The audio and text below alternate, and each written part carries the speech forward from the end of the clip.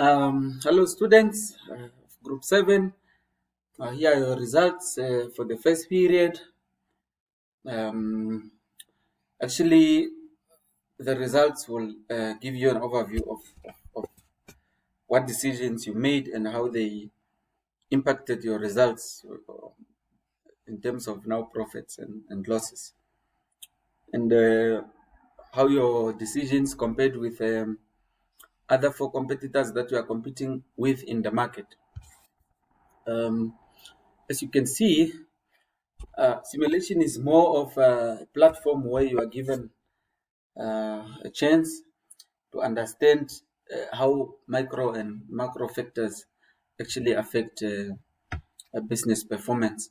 And when we refer to micro factors, we refer to internal decisions that you guys, as management of the company, have made, and how those decisions will end up affecting and how the company performs.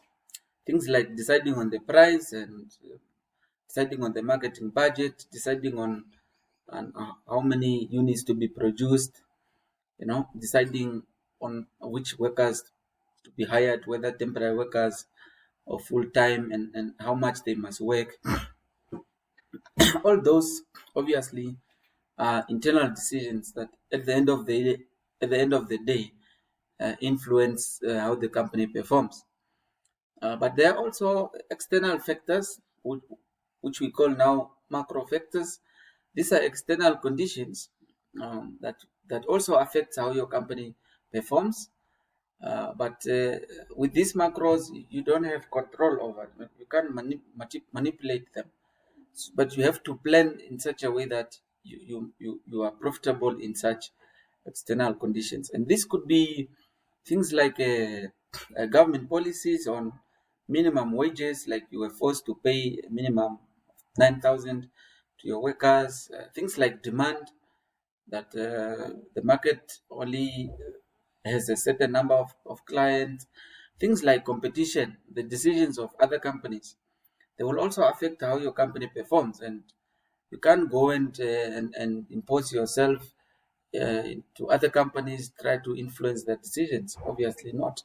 So these are what we call external factors. So what I'm saying here is that the company's performance is affected either by micro or macro factors, or in other words, by internal or external factors um, in that specific time frame.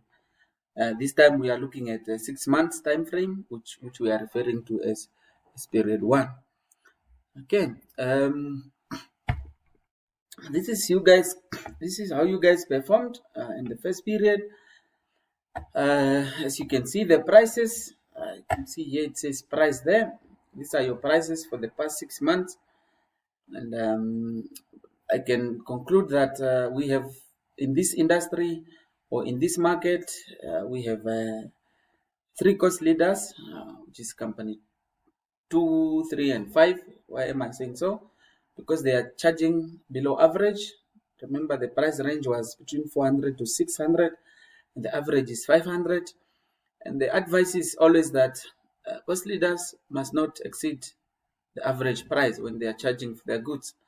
Otherwise, the software will start working against them, thinking they are tech leaders offering a poor quality. Okay.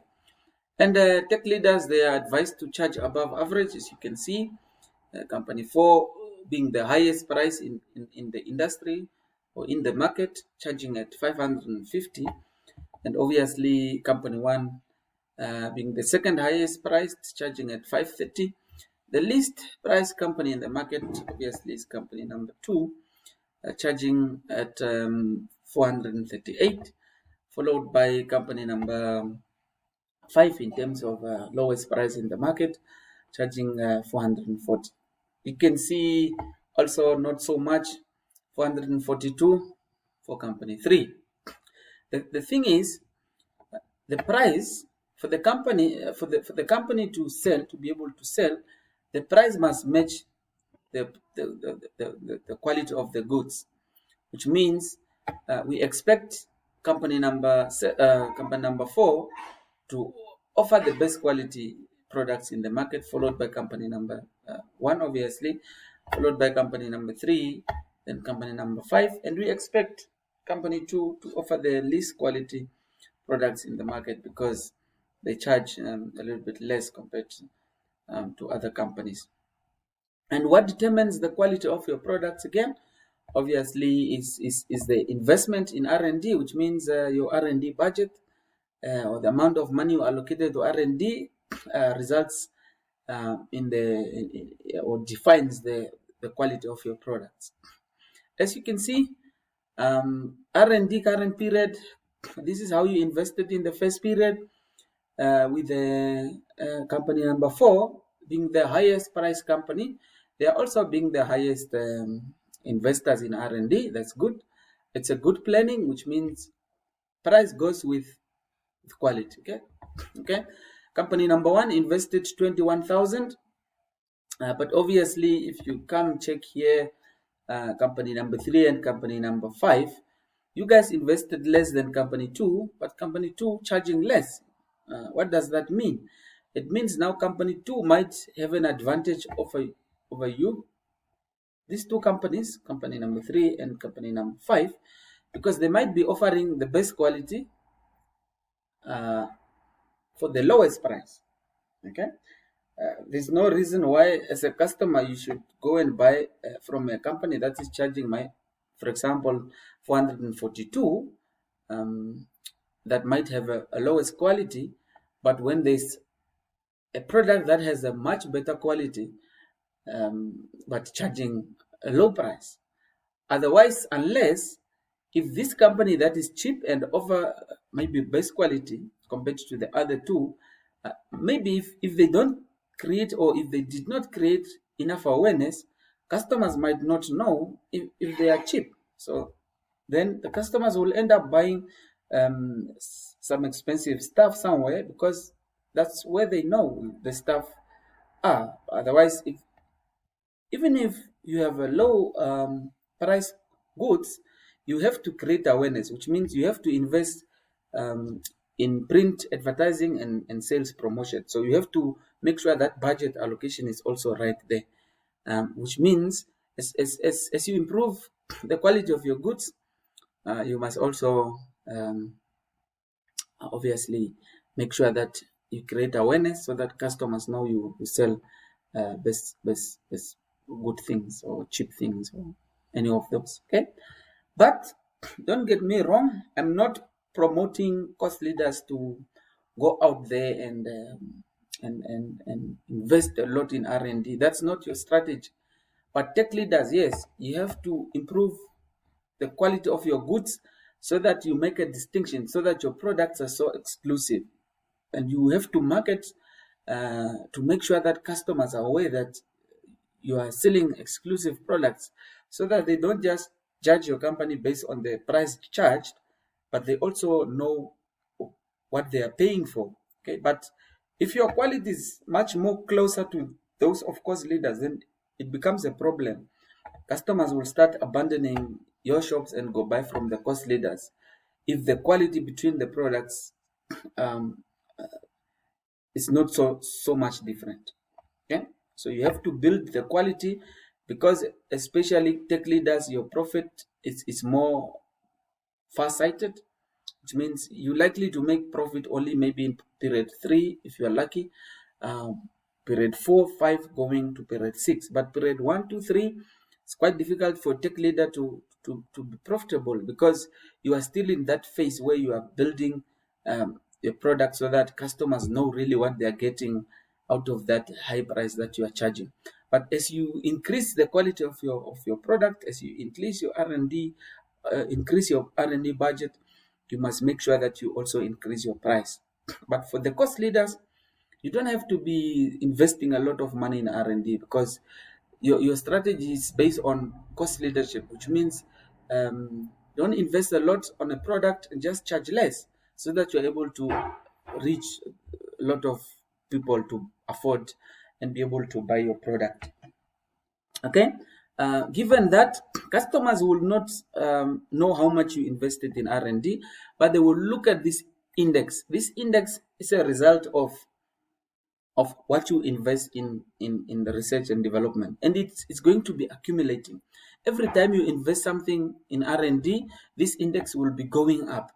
And if you look at the comparison of those strategies, cost and tech, the tech index of tech leaders is required to be very high, because they are also required to charge a lot. So the index must go with the price. So as you can see, these guys invested the highest. They got 1.03, which is the highest index in the market. That means you guys are the highest quality in the market, followed by company number 1, followed by company number 2. And like I explained, interesting part is these guys, they're the least price company, but they are not the least quality, which means they have somewhere an advantage to steal away customers from these two guys. Okay. One more thing that you have to take care of is how you make use of your machines.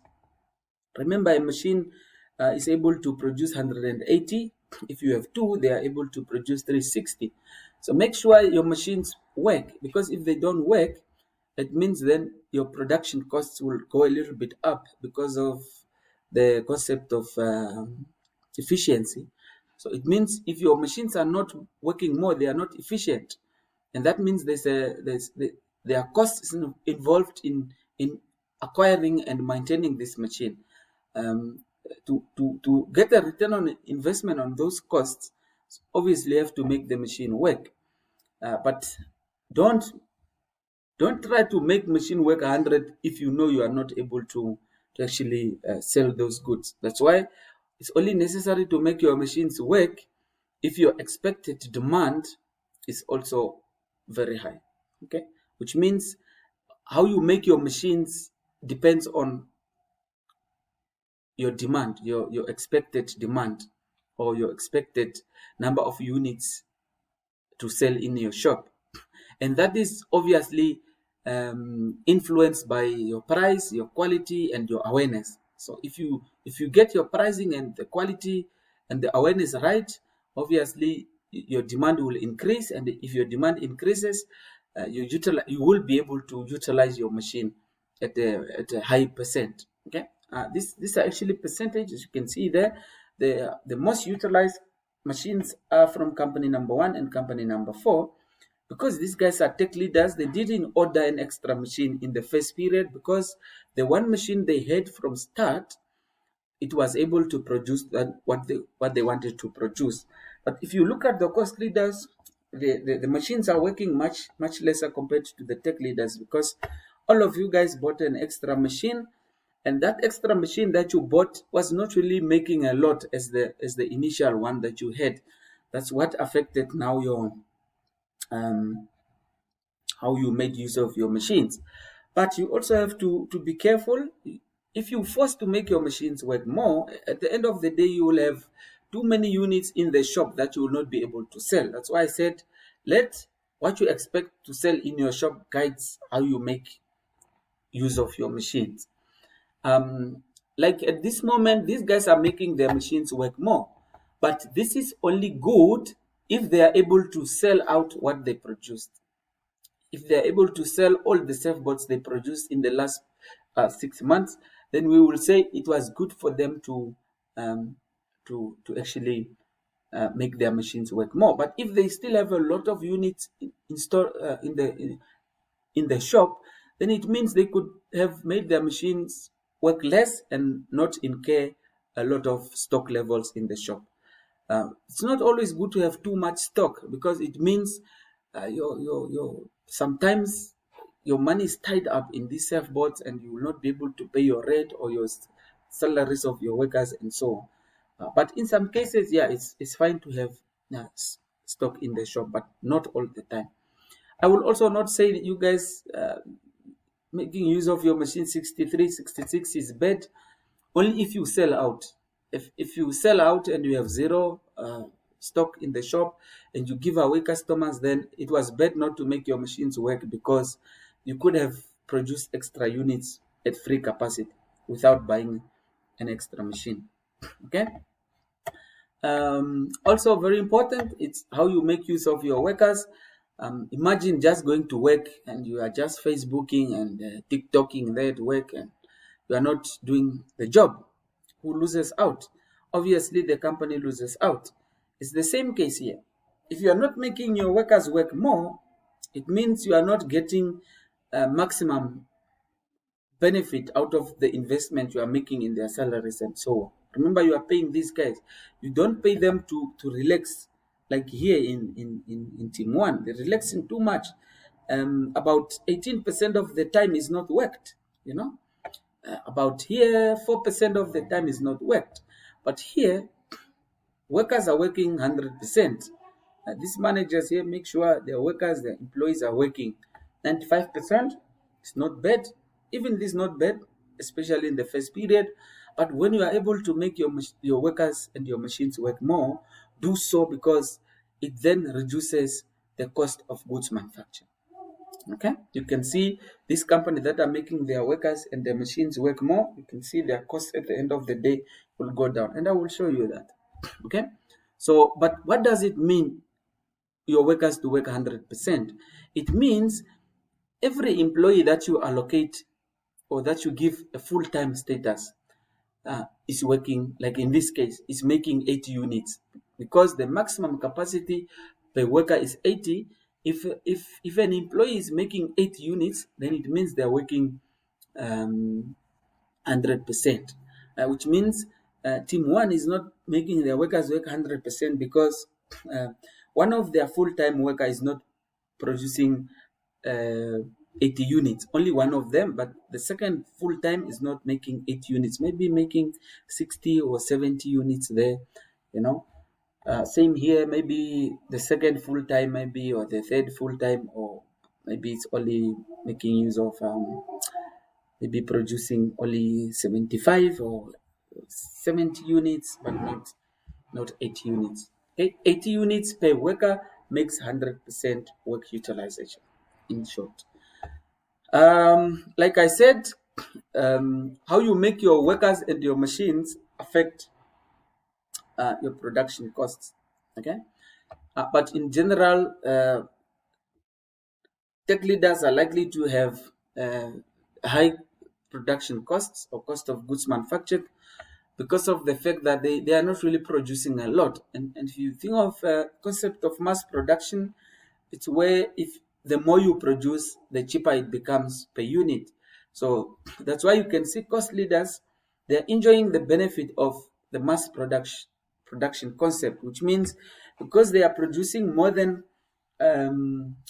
what the tech leaders are able to produce because of the demand in the market of their goods, they are likely to make their machines and workers work more, and they are likely to reduce their cost of production.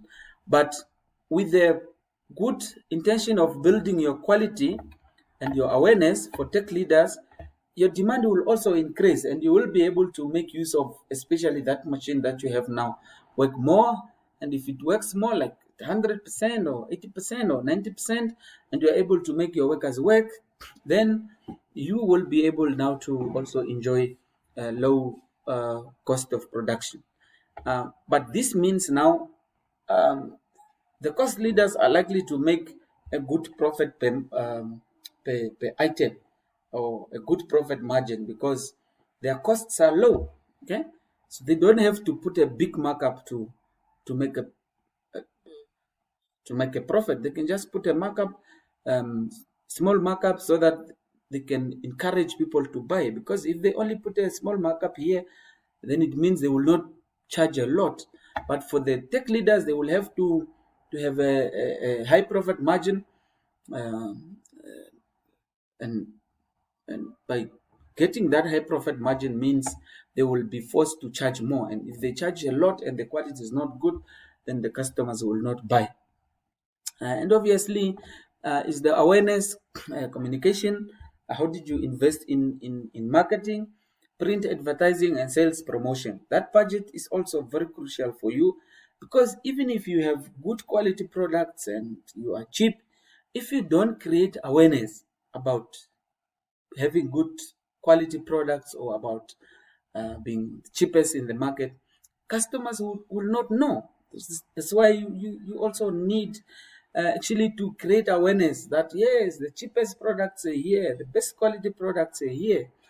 You see, the highest investors or the highest investors in marketing awareness is company number 5 that are charging actually, that are investing 13,043 euros, followed by actually it's Team 2. Team 2 is the highest investors, investing 13,318, followed by company number 5, followed by company number 3 at 11,213, 10,017 euros for company number 1. And obviously, you guys are the last.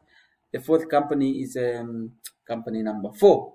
So by investing that money, system actually generates the percentage of awareness, which means at the moment how many percent of the market are aware of your brand.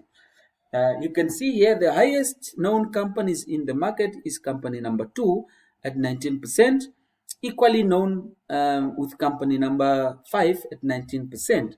The rest of the companies are only known 17%, and that means 2% of customers who know of company number 2 and company number 5, they have never heard of company number 1, 3, and 4. Okay, so these two companies with 19% awareness obviously will benefit in terms of now attracting many customers to their shop. And that means in total, as an industry, you guys invested 19,203 in sales promotion and 38,888 in print advertising. And that gave you guys a total number of, or that attracted a total number of 919 customers to come and buy from your shops. But from these 919 customers, this is how the market share was divided. The highest market share goes to company number 2 and company number 5 because they were the well-known companies in the market. They actually gained 25% market share each.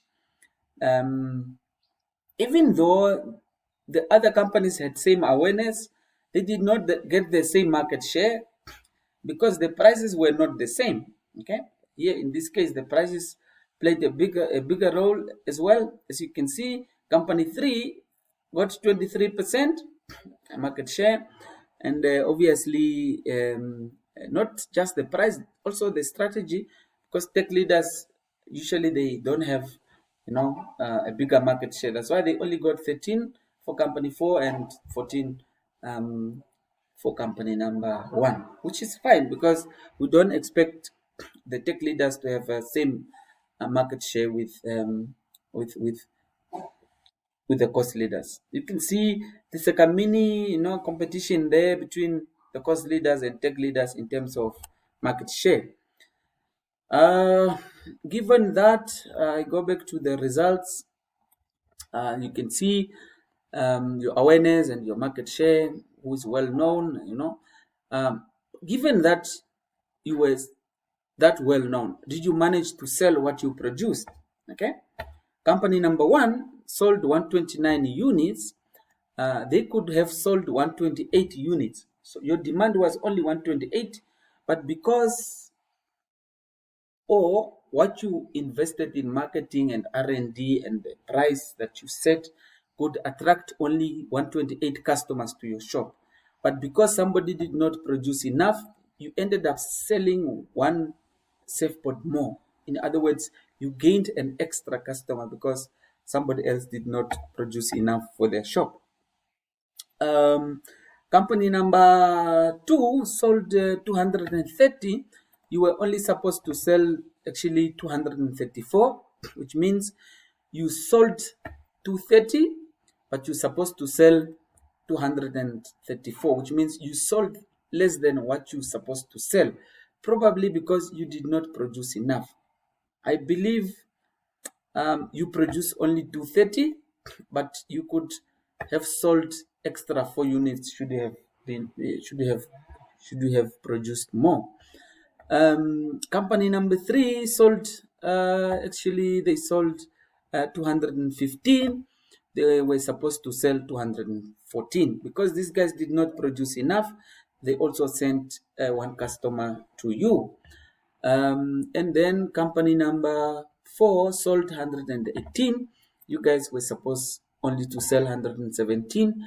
Because these guys also did not produce enough, they blessed you with one customer there. You took advantage of the situation. And obviously company number 5 selling 225. Your potential was 226.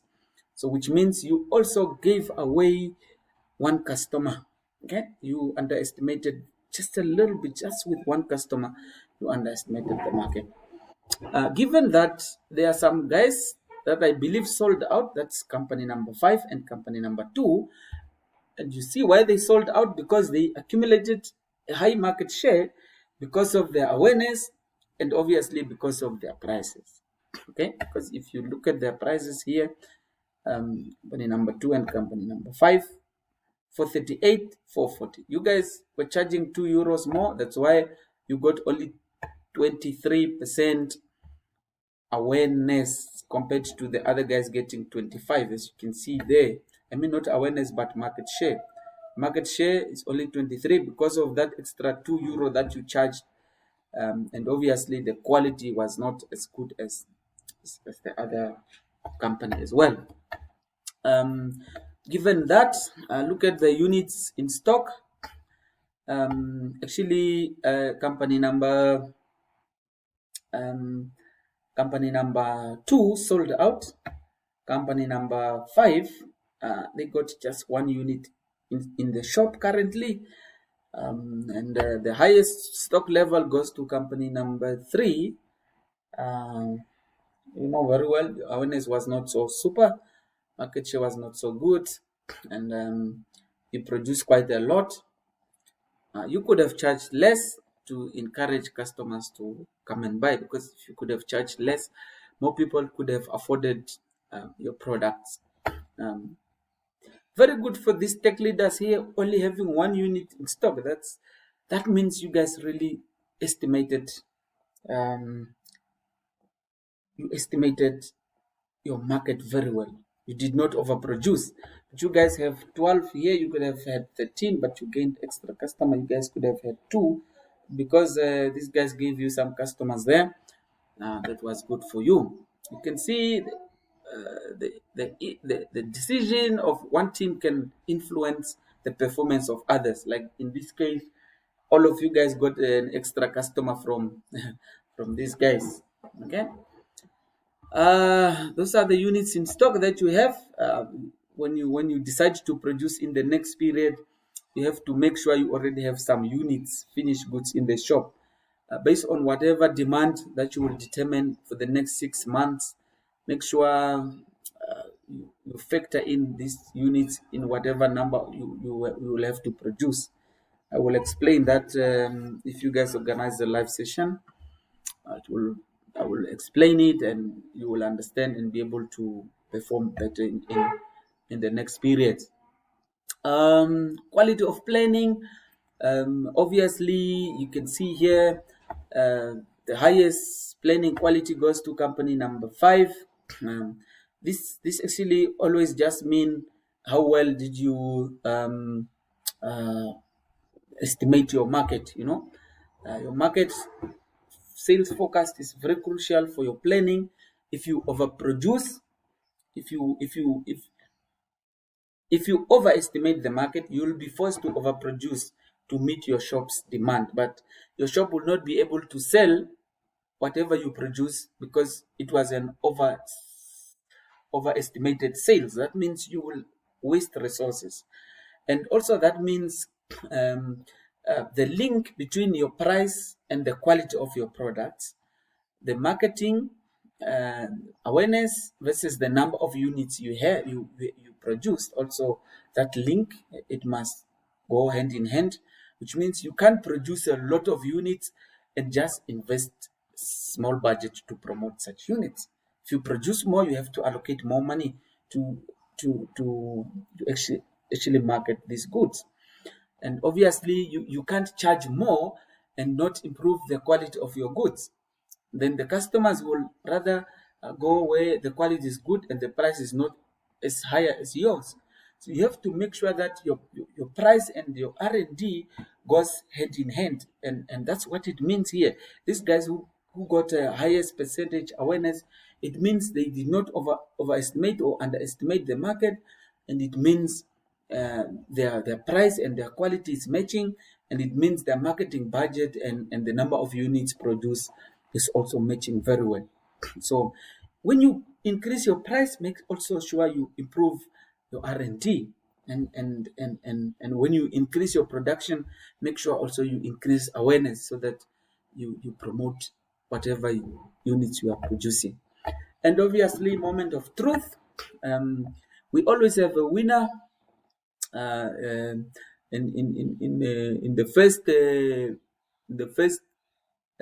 period, second period, each period we are going to actually have a winner, and the winner for this period is company number 3. Okay, even though they sold out, they made the least loss of only 9,970. They were the ones closer to make a profit.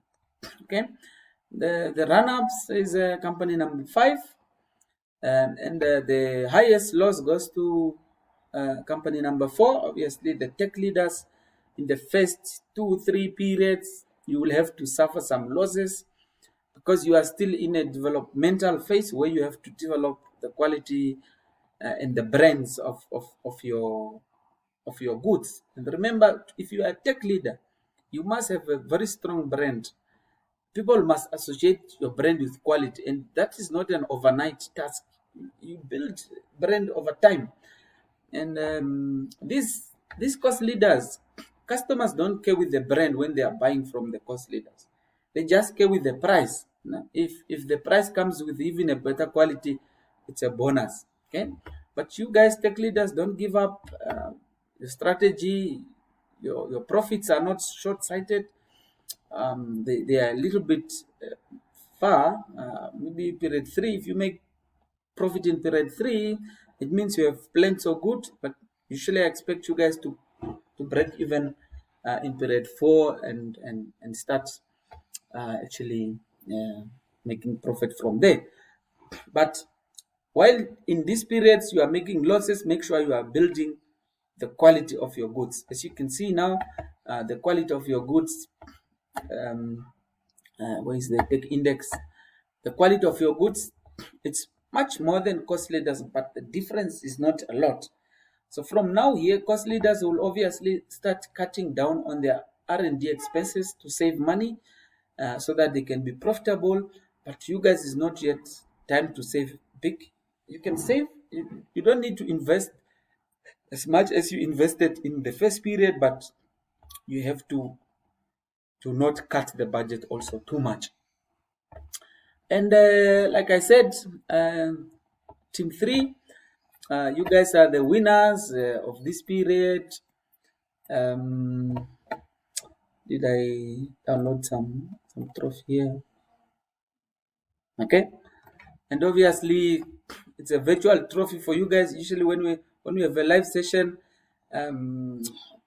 there's a trophy that we give out to the winner, and this virtual trophy here goes to company number 3. You guys are the winners for the first period, and don't forget, with the assessments, getting this trophy or winning a period means more marks. Okay, each trophy that you win carries marks, which means you guys already in the first period accumulated some marks for your team. And be motivated, work hard so that each team can win a trophy. We have 6 rounds and 5 teams. Each team has a chance to win at least 1 round, with one team possibly going to win 2 trophies. But if one of the team wins 3 trophies, then it means there will be one team that will not be actually winning. Okay, So that's actually the simulations, and there will be second period next. Make sure you read the news properly so that you see the outlook of the market. I will also prepare another video to explain your reports. Also use your reports to help you plan for the next period. Okay. Thank you very much for the results. Ciao, ciao.